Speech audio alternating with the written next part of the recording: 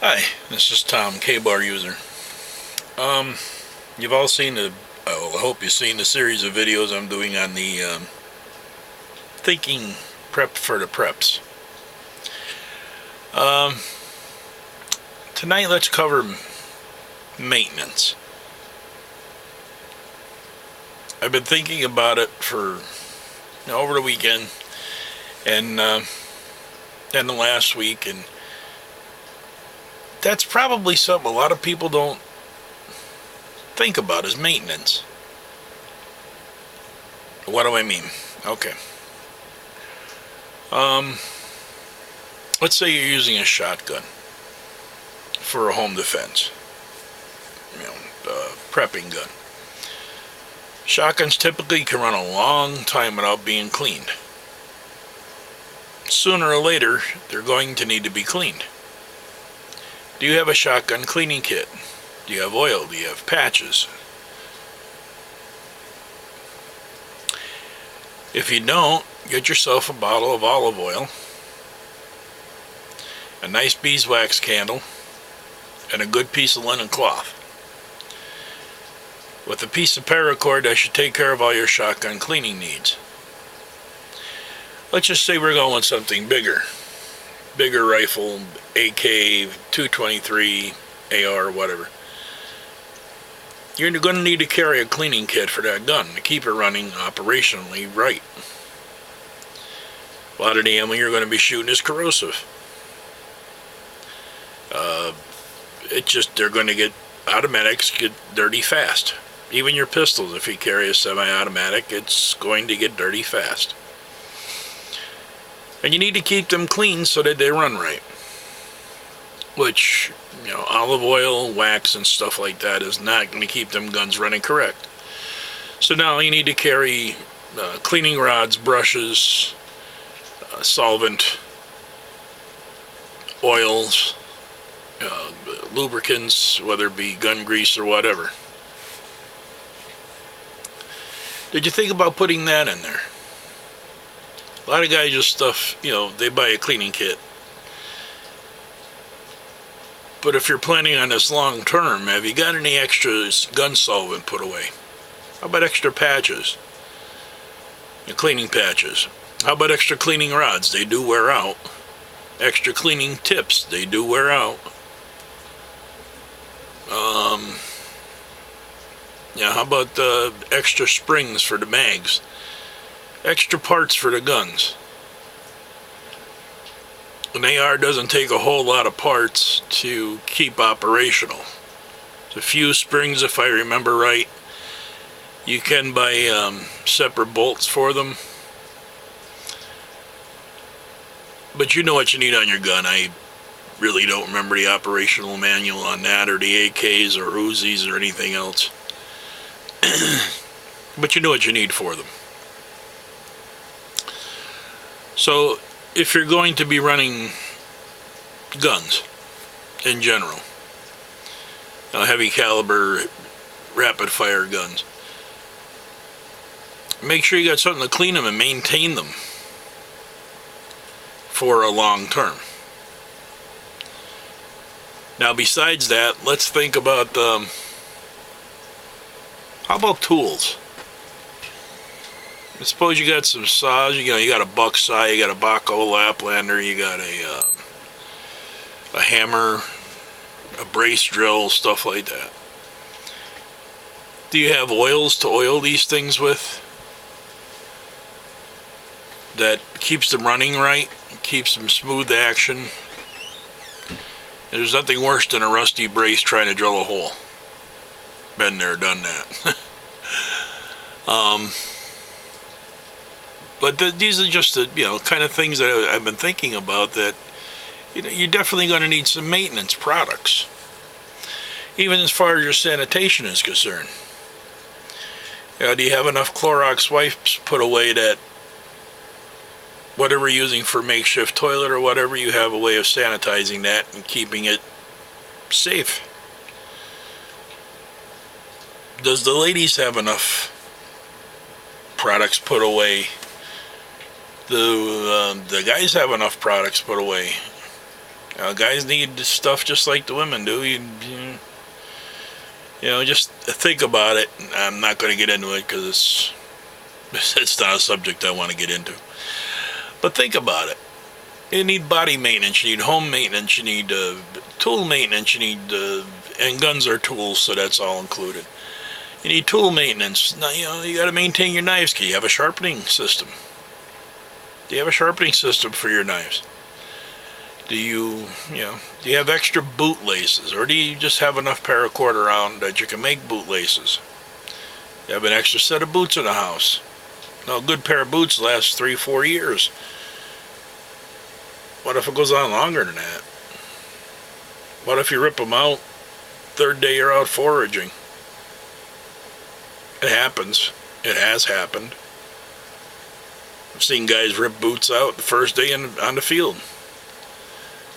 They rub up against a sharp rock, boom, there goes the shoe. Can you repair the leather?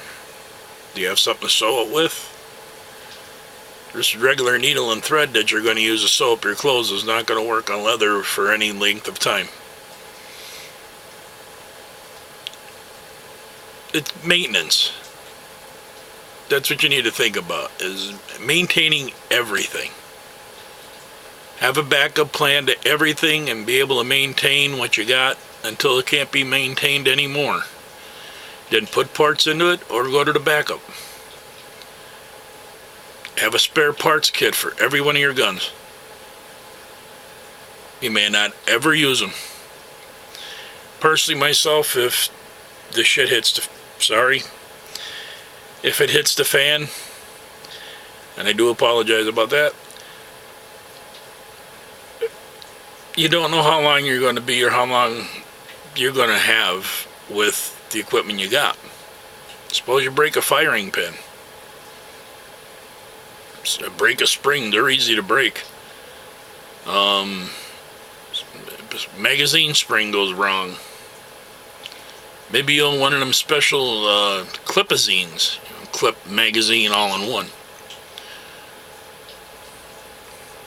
And believe it or not, stripper clips do need to be oiled a little bit to get the bullets to slide off them a lot easier.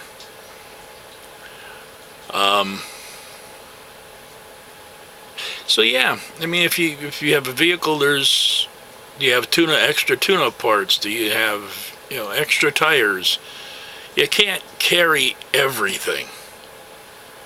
I know that. So this is up to you. You need to prioritize.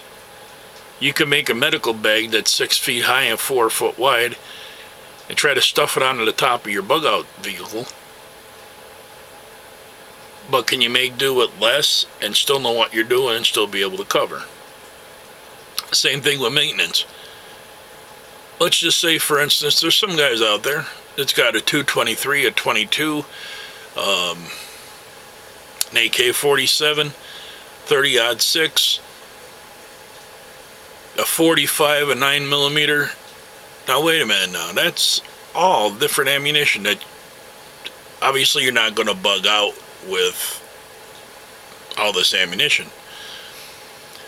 But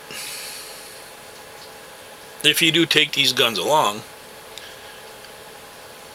that's a new cleaning brush for every one of them guns.